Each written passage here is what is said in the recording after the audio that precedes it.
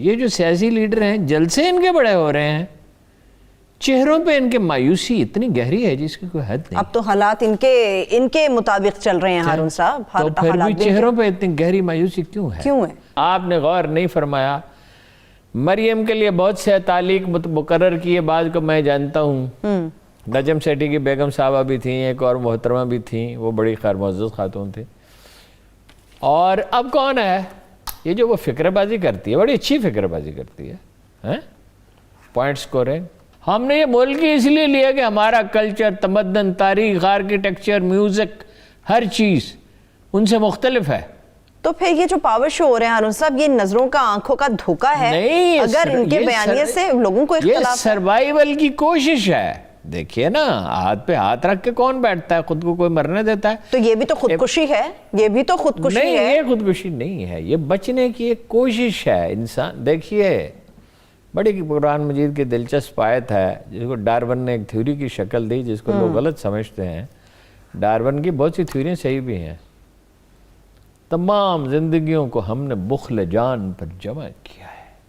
ہر زندگی اپنی حفاظت کرتی ہے، ہر اینٹی اپنی حفاظت کرتی ہے۔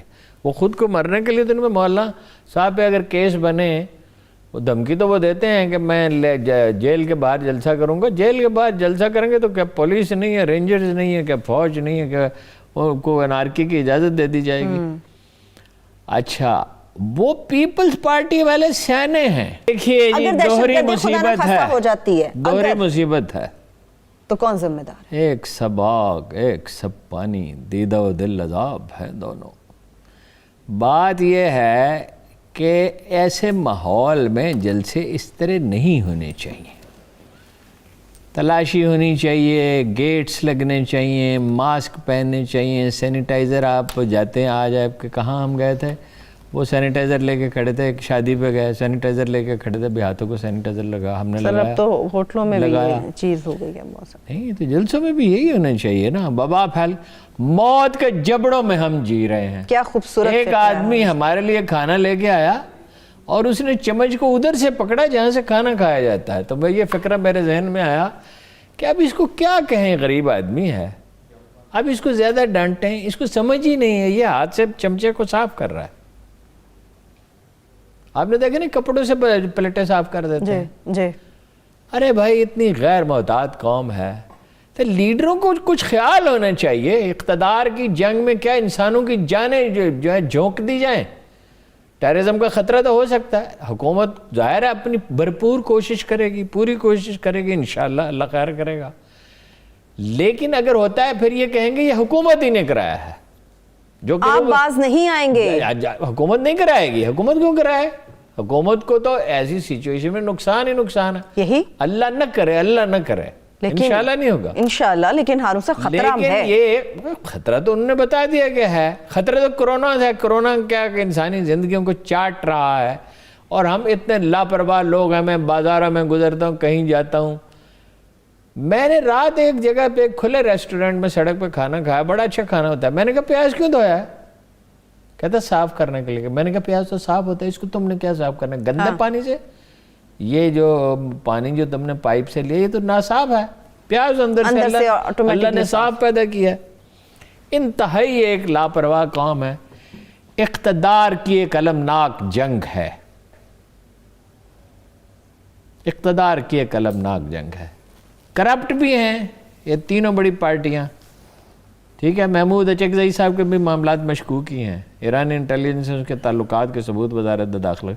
چودھری نثار آ سکتے ہیں میدان میں، مجھے نہیں پتا آئیں گے نہیں آئیں گے، ملتے بڑے مشکل سے آئیں تو بڑا رول پلے کر سکتے ہیں۔ ان کی بات سنی جاتی ہے، ان کے بارے میں دو تاثر ہیں، ایک وہ جھوٹ نہیں بولتے، ایک وہ کرپٹ نہیں۔ کیا واپس نون لیگ کے ساتھ آئیں گے؟ اور تیسرا وہ سیاست کو خوب سمجھتے ہیں۔ نون لیگ کے ساتھ کیوں آئیں گے؟ وہ اگر آئے انفرادی حیثیت میں آئیں گے، اپنی انفرادی حیثیت میں آئیں گے۔ عمران خان کو اپنا لیڈر نہیں مانتے، دونوں پکے ضدی۔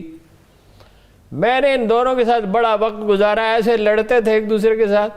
وہ کہتا تو میری بات نہیں سنتا، وہ کہتا تو میری بات نہیں سنتا، تو میری بات نہیں سمجھتا، تو میری بات نہیں سمجھتا۔ ویسے پیار محبت سے رہتے تھے۔ جب بحث کرتے تھے وہ کہتا تیرا دوست ہی کوئی نہیں۔ چودھری نثار کہتا ہے عمران خان سوائے ہارون رشید کے تیرا کوئی دوست ہے۔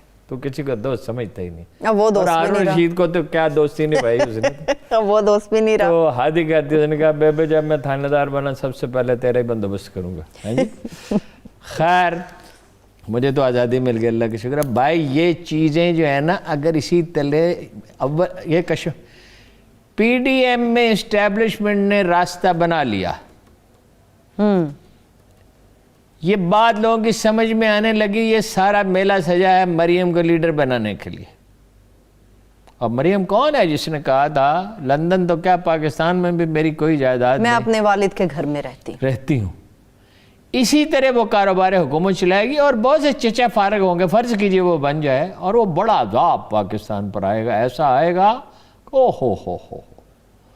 गलत बयानी का आपने देखा, मैं कानों को हाथ लगाया उस दिन के, गलत बयानी की कोई आखिरी हद होती है। तो वहां से ये चंद गाड़ियां आई कराची एयरपोर्ट पे, कराची वालों ने मोहब्बतें निछावर कर पुरतपाक इस्तकबाल। ओ कोई जैसे भुट्टो का इस्तकबाल हुआ था लाहौर में, कोई तुम्हारा ऐसा इस्तकबाल हुआ कराची लाहौर में, मुझे कोई फ़र्क नहीं लगता। ये फ़िक्रें हैं, परवेज़ रशीद की तकरीरें होती हैं इरफान सिद्दीकी की, ये रिस्क के मुतलाशी, पावर के मुतलाशी।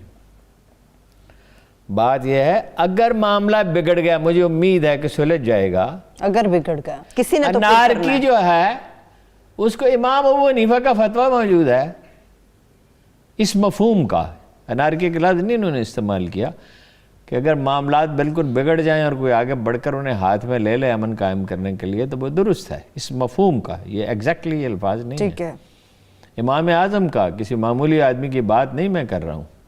ठीक है जी, इस टॉपिक को चलिए क्लोज। गुजारे ये है कि ये एक ही तरीका है जो ना कोई समझाने वाला है खान साहब को, ना वो सुनते हैं इस मौजू पे। एक साहब थे, उनसे मैंने कहा आपकी भी नहीं सुनते, उन्होंने कहा बात होती है वहीं रह जीते, वो कहता अच्छा करूँगा, इसके बाद फॉलो अप होता नहीं है। खामोशी से मुज़ाकरात होनी चाहिए बिलवास्ता कुछ लोगों के ज़रिए, और कुछ चीज़ें तय हो जानी चाहिए। मतलब ये करप्शन तो नहीं माफ़ की जा सकती, मगर मुकदमात इंसाफ के साथ तय होने चाहिए ना।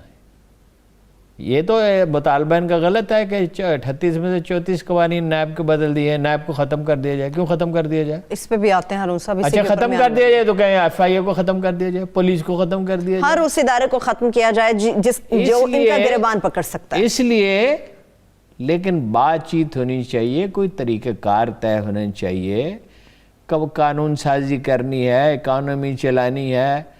और खान साहब को एक और बड़ा कन्फ्यूजन है, एक आदमी 100 काम नहीं करता, इस वक्त काम करने के क्या है? लाइट आर्डर ठीक हो, आटा सही कीमत में मिले, चीनी सही कीमत में मिले, दालें सही, महंगाई, रोजगार के मौके पैदा किए जाए। चंद गिनती 2, 3, 4 प्रायोरिटीज होती हैं, उसमें से 4 में से 3 भी पूरी हो जाए, 2 हो जाए, हत्ता के बाद 1 भी हो जाए तो काफ़ी होती है। ठीक है, वरना चीज़ें जाएंगी खराबी की तरफ। और जड़ क्या है मसले की?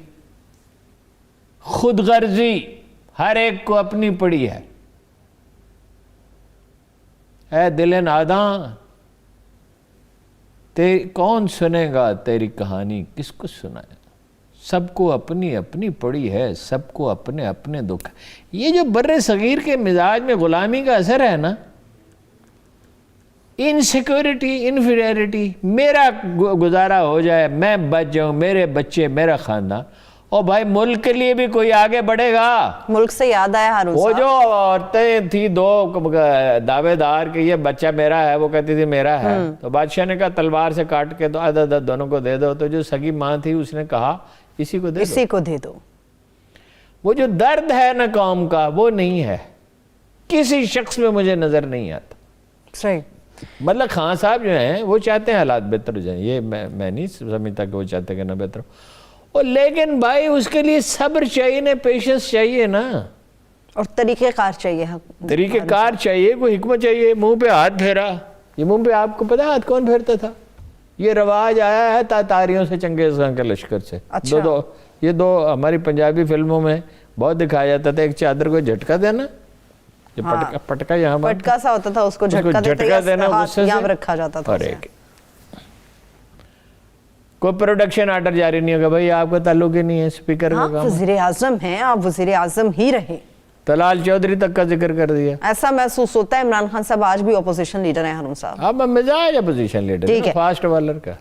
آگے بڑھتے ہیں ہارون صاحب، لیکن ایک لاسٹ دیکھیں آرگومنٹ۔ یہ میں اس کا ایک پہلو اچھا بھی ہے کہ کرپشن کے وہ سخت مخالف ہے، اگرچہ اپنی پارٹی کے لوگوں کو اس پہ سبھی خسرو مختار پہ ان کے مترف ہیں یہ ان لوگوں کو ہم تو اکھاڑ کے نہیں پھینک سکتے تھے، ان کو تو فوج بھی کچھ نہیں کر سکتی تھی۔ پہلی بار ہوا کہ کسی نے ہاتھ ڈالا، کسی نے ان پہ ہاتھ تو ڈالا۔ بالکل ایسے یہ بات ہے ٹھیک۔ ہارون صاحب میں نے نیب کی بھی بات کرنی ہے، جس نے کچھ اور مزید بندوبست کرنے کی تیاری کر لی ہے۔ آج ایک پوسٹر نظروں کے سامنے سے گزرا، جناب مریم صفدر صاحبہ کی تصویر تھی اور لکھا ہوا تھا مادر ملت زندہ باد۔ اللہ چھوڑو دیکھو، اگر اس کو کوئی اس کا ان کے حامی، ان کے فدائین ان کو دختر ملت کہہ دیں تو چلو، مطلب دختر ملت بھی ہمارے نزدیک تو appropriate دختر نواز نہیں، شریف سے زیادہ کچھ نہیں۔ مادر ملت تو ایک ہی تھی، مادر ملت ایک ہی تھی۔ کچھ چیزیں ہیں جو اللہ تعالیٰ ایک ہی دفعہ پیدا کرتا ہے۔ قائد اعظم ایک ہی تھا، مادر ملت ایک ہی تھی۔